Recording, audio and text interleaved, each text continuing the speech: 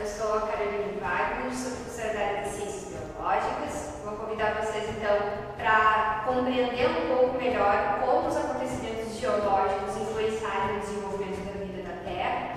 Então, meu assunto com vocês vai ser algo relacionado com geobiologia, como a deriva continental, como todas as características da vida está diretamente relacionada com mudanças físicas, químicas no ambiente natural. Então eu vou começar conversando com vocês sobre a origem da vida, como surgiu o primeiro ser vivo.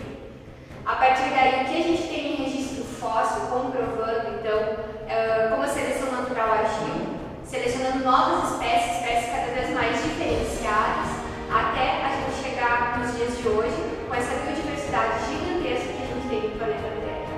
E claro, sempre que eu estiver falando com vocês da seleção natural, a gente vai conversar um pouco com os fatores geológicos e influenciar essa seleção natural.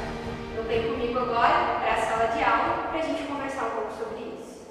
Olá pessoal, então convido vocês para entender um pouco melhor como se deu a origem da vida na Terra e conversar com vocês um pouquinho sobre toda essa história, desde os primeiros seres vivos, ou os seres que ainda não vivos, os probióticos, as primeiras células vivas, como se deu todo o processo de evolução a partir desse ser vivo, até a gente ter os primeiros seres multicelulares, o surgimento, então, de seres mais complexos lá no Cambriano, e depois a invasão do ambiente terrestre por plantas avasculares e por insetos, a evolução dessas espécies, então, em ambiente terrestre e aquático, e depois o grande domínio das plantas e dos animais no ambiente terrestre, até a gente chegar hoje na biodiversidade que a gente enxerga aí quando olha para fora da janela ou quando a gente está no ambiente natural. Então, convido vocês para começar essa história há muitos e muitos milhões e bilhões de anos atrás, se utilizando de alguns conceitos já bem estabelecidos dentro da geologia. A gente vai precisar da ajuda da química e da física para nos mostrar o cenário, então, aonde surgiu o primeiro ser vivo. Então, desde o Big Bang, há mais ou menos 14 milhões de anos atrás, passando pela formação das galáxias, e a gente tem um planeta com condições não muito quentes, ou que as condições que permitissem o surgimento do primeiro ser vivo, passou em torno de uns 10 bilhões de anos. Então eu vou começar contando a história para vocês, quando a Terra já está formada.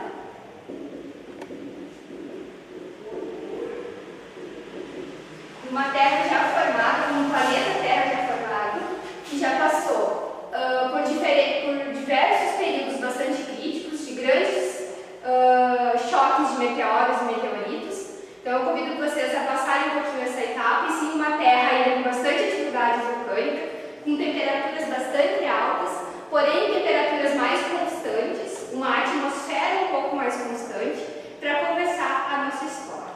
Então há mais ou menos 4 bilhões de anos, a gente tem esse planeta estável, e é aí que os cientistas começam a criar hipóteses que tenha surgido o primeiro ser vivo. Porque eu digo para vocês que são as hipóteses. Porque até 3,5 bilhões de anos atrás, a gente ainda não tem nada no registro fóssil de como seria esse primeiro ser vivo. Mas o que se tem, em teoria, são as condições necessárias para que a gente chegue nesse primeiro ser vivo. Como ele seria? Que características teria esse primeiro ser vivo?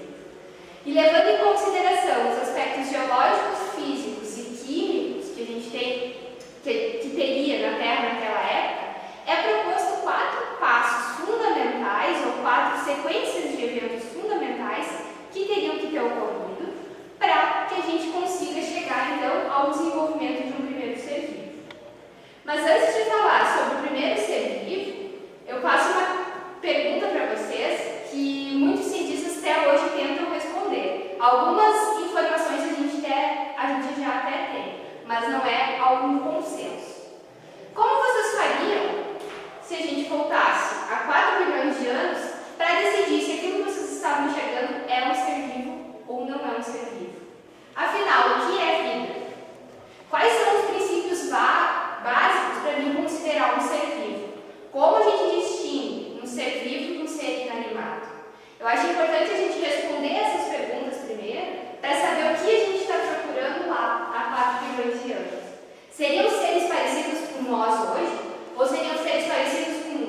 diversidade biológica que a gente tem hoje? Provavelmente não. Provavelmente esses seres seriam muito diferentes, pobre em complexidade, mas não pobre na sua relação com o meio que o cerca.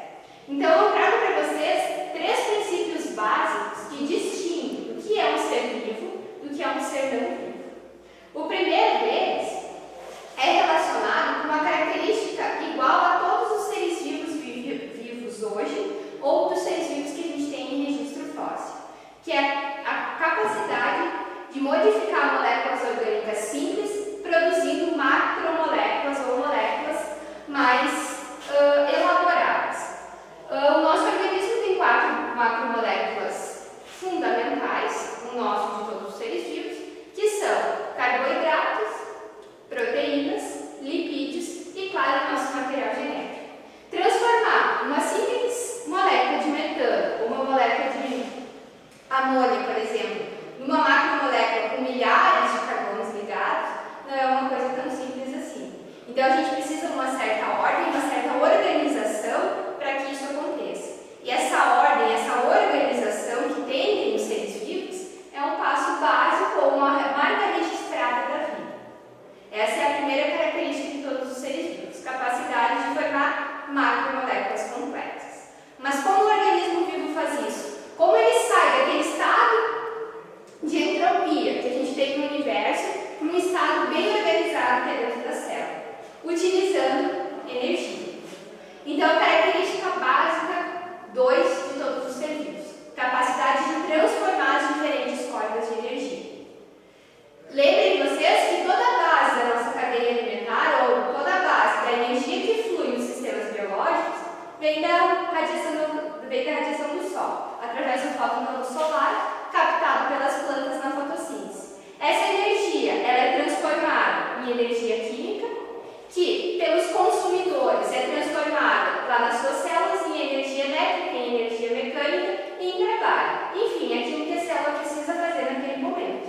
Então a gente tem aí um princípio básico, transformar a energia. A gente falou primeiro a capacidade de tornar mais complexo, depois a capacidade de conseguir transformar a energia e terceiro, nada adianta ter todas essas 2 capacidades se eu não consigo transmitir isso para frente ou perpetuar a espécie. Então o princípio básico da vida número 3 é a capacidade de se autorreplicar. Aqui eu faço um parênteses que é uma história para uma outra aula, que é a questão do vírus ser um ser vivo ou não, já que ele atende o primeiro e o segundo requisito da vida, mas ele não atende ao terceiro porque ele depende de um outro ser vivo para se replicar. Então, por isso, essa grande controvérsia. Mas depois, numa outra aula, a gente conversa mais sobre isso. Voltando aqui, para a gente primeiro definir o que é vida, para depois conseguir enxergar a vida aqui, a gente já tem as 3 características básicas. Macromoléculas, fluxo de energia, capacidade de se replicar. A partir daí, os pesquisadores então propõem 4 passos fundamentais que aconteceram mais ou menos entre 4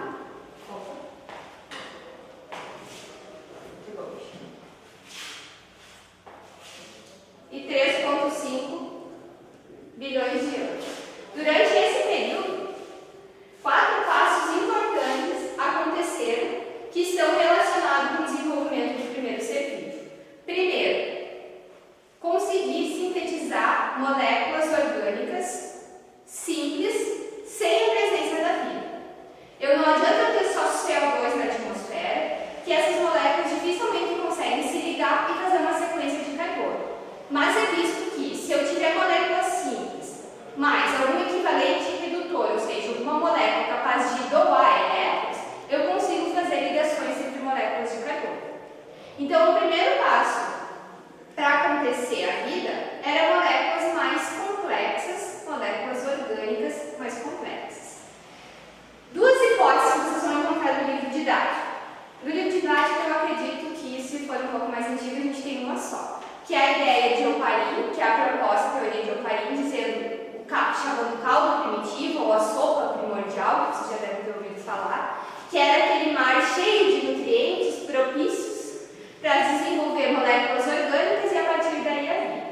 Essa teoria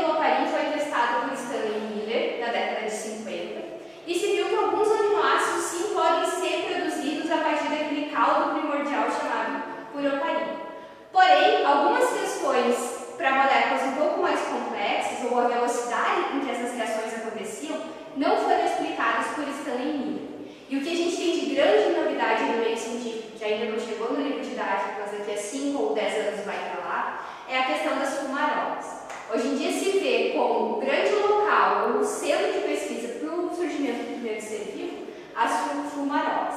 Primeiro a fumarola negra e hoje em dia a fumarola branca. Fumarola negra, uma fumarola ácida, que são regiões lá no oceano, onde eu tenho um manto terrestre próximo à superfície, então eu tenho uma região bastante quente que cozinha e ferve a água, proporcionando energia para essa água, e uma distribuição diferente da rocha próxima a esses locais, que seriam locais extremamente redutores e capazes, então, de doar elétrons para o surgimento das primeiras macromoléculas ou das moléculas mais orgânicas mais complexas.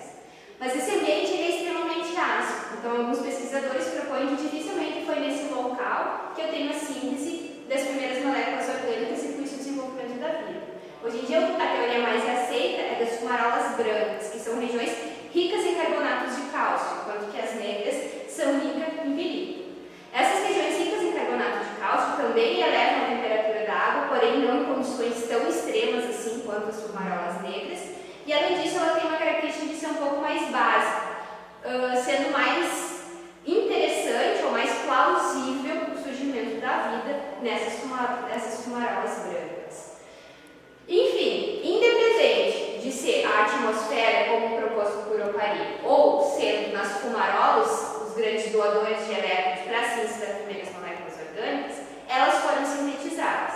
Moléculas orgânicas são encontradas nos registros geológicos, datando mais ou menos 4 bilhões de anos. Então, sim, independente do local, a gente tem, então, provas científicas de que existia esses compostos químicos mais elaborados.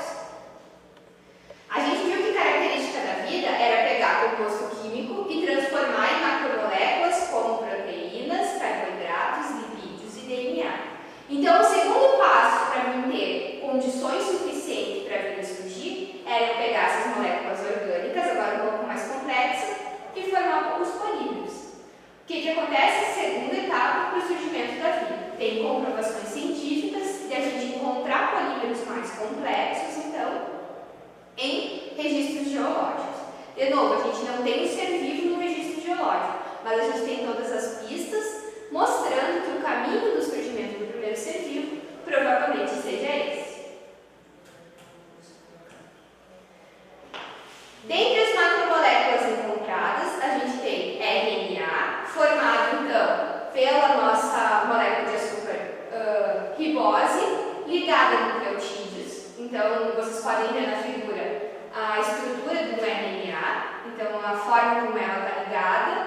O RNA ele vai estar aparecendo como uma fita simples, aqui, mostrando os diferentes nucleotídeos das diferentes bases nitrogenadas que eu tenho para o RNA, e também DNA, mas bem mais posterior ao surgimento, que o RNA surge primeiro, com a dupla fita característica de um DNA.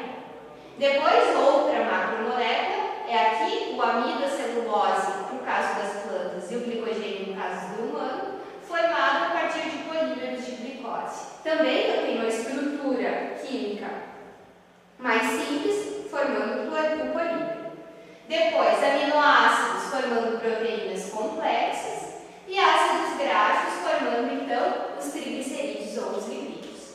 Eu tenho duas etapas necessárias para o ser vivo. Primeiro, moléculas orgânicas capazes de formar polímeros. Segundo, a síntese de macromoléculas. Agora, próximos da fumarola ou em regiões específicas do oceano, eu tendo essas macromoléculas em grandes concentrações, eu preciso fazer o quê para propiciar o surgimento de um ser vivo?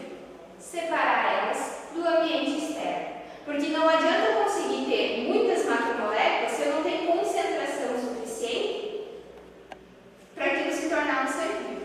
Então a gente tem a terceira etapa do surgimento do primeiro ser vivo, que é o aparecimento de lipídios, de regiões ricas em lipídios, que formavam globos em torno dessas macromoléculas. Como isso acontecia? Não esqueçam que os lipídios têm a característica de ser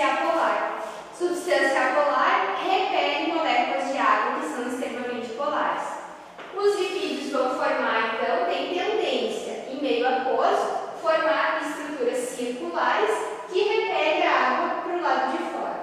Quando essas estruturas circulares se formam em regiões ricas em macromoléculas, por exemplo, proteínas, derivados de glicose, derivados de lipídio, eu tenho uma região com altas concentrações e uma boa tendência para o surgimento do primeiro ser vivo. Lipídio mais macromoléculas fechadas, sem contato com o meio ambiente, são conhecidos como probiontes, ou seres quase considerados vivos. Eu tenho todas as condições para a vida acontecer. Falta uma característica só para que isso aconteça, que a gente falou lá no início como característica básica da vida, que é o quê? Capacidade de se replicar. O que faltou aqui é a capacidade de eu ter moléculas que transmitiam essa capacidade de formar estruturas separadas no meio com suas próprias macromoléculas. É a partir daqui que eu preciso ter a síntese de material genético. O material genético primitivo, diferente do material genético de hoje, é o RNA. Então, a partir do momento que eu tenho um RNA que tem um código, ou seja, informações detalhadas de como eu sintetizar macromoléculas, de como eu fazer lipídios para separar elas do meio, eu tenho o surgimento do primeiro ser vivo. Então, provavelmente, aqui próximo, 3,9, 3,8 bilhões de anos, eu tenho um ambiente rico em probiontes e também em seres vivos já com capacidade de se reproduzir. Então, meu probionte tinha as 3 características básicas para todo ser vivo. Tinha moléculas complexas, formava macromoléculas porque conseguia retirar a energia do meio e tinha material genético disponível para que ele duplicasse, então, e perpetuasse, assim, as informações. Bom, a nossa viagem foi longa. Andamos aqui mais ou menos 500 bilhões de anos em hipóteses e em teorias. A partir de 3,5 bilhões de anos, a gente já sai da teoria e começa a entrar em locais com evidências e comprovações sobre como eram as características desses seres vivos. O que a gente tem aqui de relato fóssil, eu já vou falar para vocês um pouquinho sobre fóssil, é relato de estromatólitos, que são estruturas, que vocês vão poder ver aqui na figura. Essa figura do lado esquerdo são as estruturas de estromatólitos que ainda existem hoje, elas são encontradas na Austrália. E do lado de cá, do lado direito, a gente tem a estrutura de um estromatólito fóssil. Eles são muito semelhantes, então se manteve conservada essa estrutura dos primeiros seres vivos que se tem relato no registro fóssil. Então elas vão fazendo depósitos de carbonato de cálcio, esses depósitos ficam incrustados nas rochas e a gente consegue observar então esses seres vivos. Seres vivos unicelulares, então microscópicos, extremamente pequenos, mas que já tinham atividade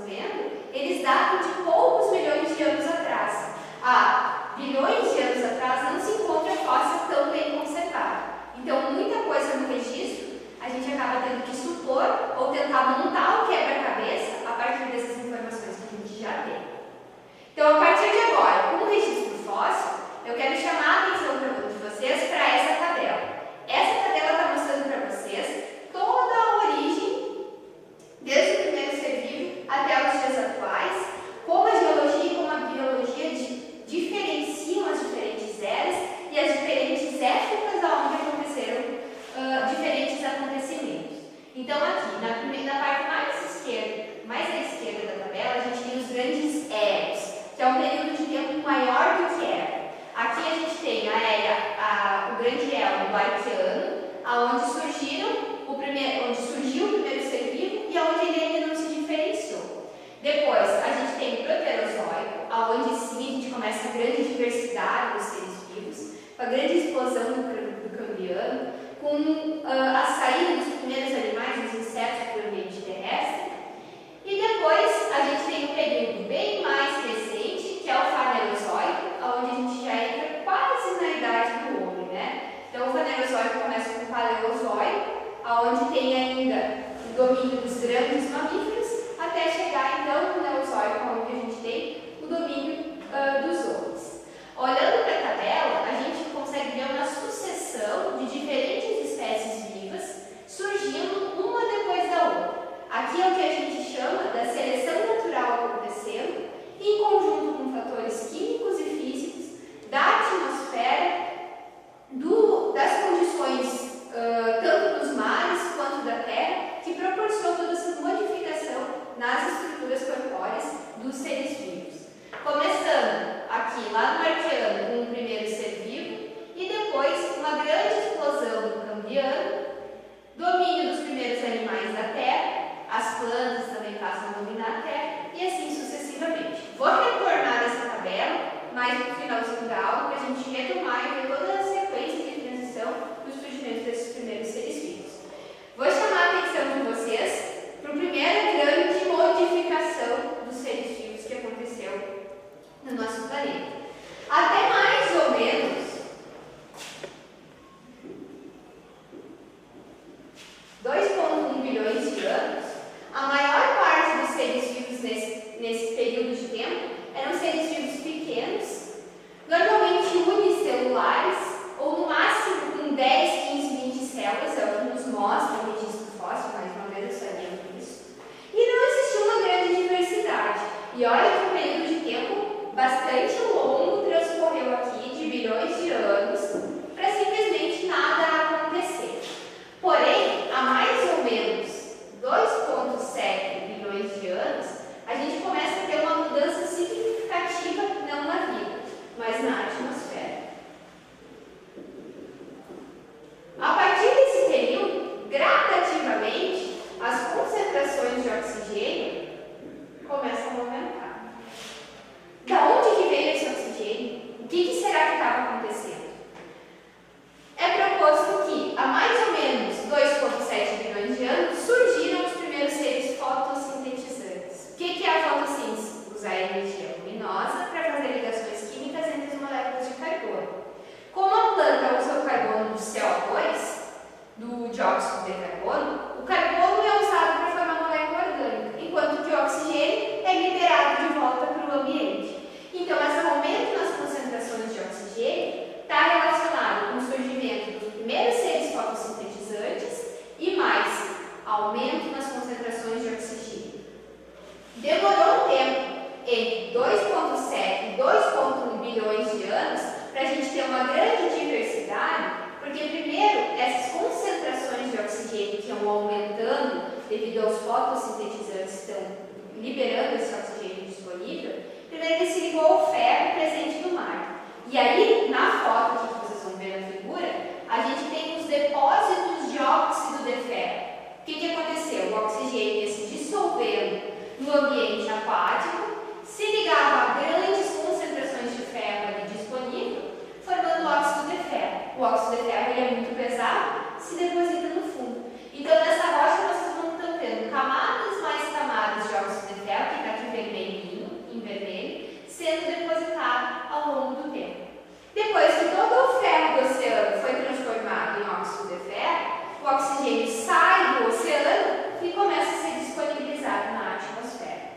E aí sim, eu concentro o oceano em oxigênio e concentro a minha atmosfera em oxigênio também. Então a gente tem uma grande revolução. A gente muda os constituintes da nossa atmosfera e muda as concentrações de oxigênio, onde esses seres vivos aqui, aqueles que surgiram lá há bilhões de anos, estavam acostumados. E é a partir daí que muitas adaptações diferentes tiveram sobreviver. Por quê? O oxigênio é extremamente tóxico. Apesar de a gente respirar ele continuamente, a gente tem todo um aparato celular que tenta dar conta desse oxigênio e evitar que ele ligue as nossas macromoléculas. Porque o oxigênio quebra proteínas. O oxigênio inativa essas proteínas. O oxigênio pode inativar o nosso material genético e causar sérios danos. Então foi isso que aconteceu com os primeiros seres vivos. Muitos deles acabaram morrendo. Porém, esse oxigênio também acabou selecionando seres vivos que tinham capacidade de sobreviver mesmo na presença de oxigênio. E apesar de ter matado uma grande quantidade de ser vivo, e aí eu já vou dizer para vocês, a gente tem a nossa grande e primeira extinção em massa, evento de extinção em massa, ou seja, onde mais de 80% de todas as espécies vivas no planeta Terra acabou morrendo, culpa do oxigênio e culpa de um outro ser vivo que acabou causando essa extinção. A gente também tem o surgimento de capacidades de extrair energia a partir desse oxigênio. A partir daí eu vou começar a falar para vocês dos seres eucariontes, que vocês já devem estar cansados de ouvir falar, que são aqueles seres que têm todo um sistema de endomembranas, entre elas as mitocôndrias. As mitocôndrias foram selecionadas mais ou menos nesse período, e seres vivos como nós, seres humanos, animais e plantas, conseguem usar a mitocôndria para tirar a energia dos alimentos, doando elétrons para o oxigênio. Para vocês terem uma ideia, pessoas que têm mitocôndrias e usam o oxigênio para produzir energia, produzem 32 vezes mais energia do que os seres vivos que não utilizam o oxigênio. Esse excesso de energia, ou seja, essa quantidade de energia sobrando, permitiu que a partir de 2,1 bilhão de anos eu tenha um grande boom, uma grande diversidade biológica acontecendo. Tenho energia para fazer garra, tenho energia para fazer unha, tenho energia para fazer carapaça, tenho energia para diversificar o meu corpo. E aí eu começo a falar para vocês a partir daqui da grande explosão da vida do Cambriano.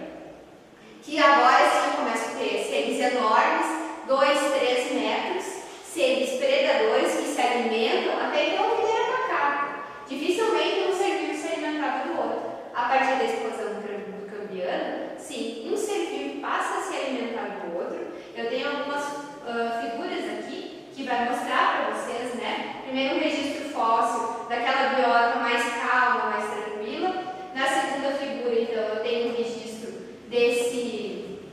dos seres vivos que acabaram surgindo, moluscos, algas, poríferos, que acabaram surgindo na explosão do Cambriano. A gente tem essa grande diferenciação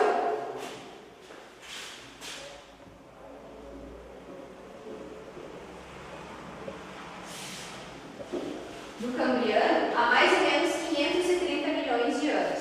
Esse período aqui, apesar de eu já ter seres eucariontes que tinham energia, a gente passou por um processo que os geólogos chamam de terra-bola de neve. Foi um período bem longo de resfriamento da Terra, um resfriamento bem severo, aonde a figura ilustrativa, que depois vocês dão uma olhadinha nela, que mostra o globo terrestre todo ele coberto por camadas espessas de gelo. Como por essa camada espessa de gelo pouca energia solar conseguia penetrar, a gente passou um bom tempo onde a vida acabou minguando bastante por falta de energia. E aí sim, depois que a Terra bola de gelo volta a sua temperatura um pouco mais razoável, em torno dos 10, 15 graus, a gente volta a ter diversidade da vida. Então, a gente tem que ter atmosfera e condições específicas para o surgimento, mudanças na atmosfera, mudança na característica da vida, mudança nas características físicas e temperatura, mudança na vida. De novo, a gente conversa muito com a geologia o tempo todo, né? Essas mudanças geológicas no ambiente natural, mudanças na diversidade da vida que a gente enxerga um pouco mais para frente. A grande explosão do Cambriano, ela foi sucedida então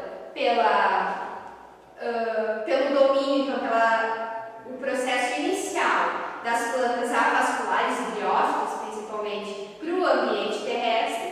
Depois das briófitas invadirem o ambiente terrestre, a gente tem os insetos, porque agora sim eu já tenho alimento para esses insetos. E aí sim, todo o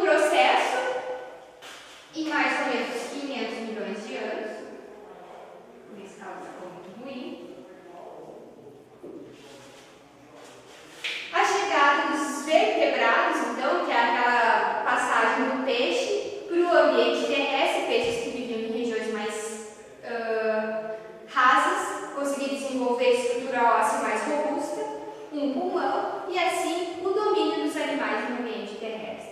O domínio dos animais está muito relacionado com o domínio das plantas no ambiente terrestre, então eu trago para vocês de novo a tabela, onde mostra mais ou menos as épocas onde eu tenho os grandes domínios dos animais, primeiro com os anfíbios, depois que eles chegam no ambiente terrestre, e na sequência as pteridófitas junto com os anfíbios. As pteridófitas hoje que são as nossas samambaias, né? Mas que naquela época formavam gigantescas árvores, conhecida como período carbonífero, vocês podem olhar aqui na tabela.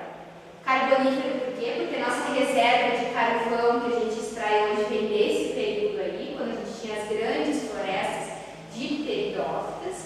As pteridófitas viviam num ambiente bastante úmido, então a gente tem uma segunda mudança de temperatura da Terra há mais ou menos 450 milhões de anos, onde essa Terra se torna mais seca, menos água, eu tenho menos quantidade de água em forma de vapor na atmosfera, essa água fica um pouco mais presa nos oceanos, então as pteridófitas começam a diminuir de tamanho, dando sequência às gimnospermas, então são espécies que conseguem sobreviver com condições menores de água, então vocês podem ver aqui na tabela, o apogeu então das gimnospermas há mais ou menos 300 milhões de anos.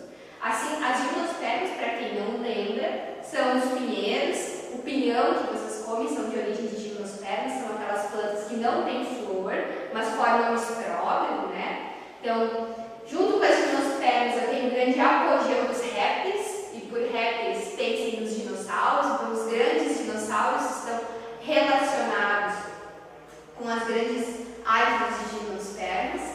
Depois, eu tenho o ambiente da Terra começa a se modificar de novo, ele vai propiciar com que essas gimnospermas vão perdendo espaço, e o grande sucesso surge das angiospermas, que são as plantas com flores. Então, todas as árvores aí que vocês veem que produzem flor e depois produzem frutos, são as angiospermas, e essa forma de reprodução com flores vistosas, que atraem os animais, que atraem os insetos, essa parceria inseto-planta, teve um sucesso gigantesco, e aí, sucessivamente, a gente tem essa passagem do domínio das gimnospermas para o domínio das angiospermas.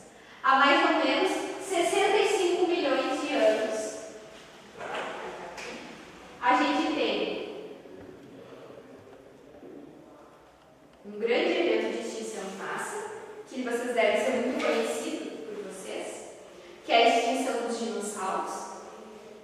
Então, um meteoro cai na Terra, modificando mais uma vez todo o clima, e com isso os grandes répteis e os pequenos também acabam sofrendo muito, o ambiente fica muito seco. E a gente tem a queda dos dinossauros e o apogeu, e então a grande capacidade de se adaptar a essa nova condição dos mamíferos. E aí a gente vai para a nova era, que é a era cenozoica, ou a nossa era, e aonde vocês podem ver pela tabela que a gente tem bem mais registro fóssil também, até porque é uma época mais atual, é mais fácil de encontrar nesse período registro fóssil, então ela é bem mais detalhada. Vocês podem ver que o Cenozoico ele é dividido em épocas ainda, porque se tem um registro bem detalhado de como foi a transição dos mamíferos, que mamíferos surgiram, a partir de que árvore filogenética cada um dos mamíferos surgiu. A gente tem a macrofauna surgindo aí também, então existe uma quantidade gigantesca de registro, porque é mais recente. As camadas sedimentares, que a gente falou lá no início, estão mais próximas, e é mais fácil de se encontrar esse registro fóssil. E no final do Paleógeno, lá no Cenozoico, a gente tem o surgimento então dos primeiros da espécie Homo, então da nossa espécie, aqui no finalzinho da nossa linha do tempo. A partir daí o Homo se diferencia, acaba dominando todo o ambiente terrestre, e agora nós, como seres vivos dominantes, acabamos então interferindo ou não, de alguma forma, no desenvolvimento da vida. Como o ser humano hoje está interferindo nas relações com as outras espécies, já que mudanças em características atmosféricas, na temperatura, uma mudança na quantidade de água disponível na atmosfera. Mudanças sutis são capazes de causar uma mudança tão significativa na macroevolução. Será que nós, seres humanos, também podemos estar causando eventos de extinção em massa? Será que nós, seres humanos, modificando o nosso planeta, modificando o clima do nosso planeta, aí a gente tem as questões sendo discutidas atualmente do aquecimento global, a gente tem questões sendo discutidas em modificação, o uso de produtos químicos no solo, por exemplo. Será que isso não estaria fazendo com que a gente tenha um grande evento aqui, levando ao surgimento de espécies vivas diferentes? Pergunto para vocês, até que ponto a gente vai se responsabilizar com isso? Dados científicos agora dentro dessa discussão. Nos grandes eventos de extinção em massa ou de seleção natural que novas espécies surgiram na Terra, a gente tem relato da perda de mais ou menos na casa de 1 a 10 espécies por ano acabavam sendo extintas até ter o grande processo de extinção. Para vocês terem ideia, na época atual e causada pelo homem, a gente tem uma quantidade de mais de 100 espécies anuais sendo extintas por ação indireta do homem. Então, o processo de extinção relatado até hoje na história, ele envolve passos lentos e graduais para que a vida consiga se adaptar e a gente continuar, então, com uma espécie diferente, com formas diferentes, sobrevivendo sobre a Terra. Mas o efeito que o homem está causando sobre a extinção de espécies é um processo muito mais rápido. Então, eu deixo para vocês podem dar uma olhada, uma questão para pensar relacionada. Será que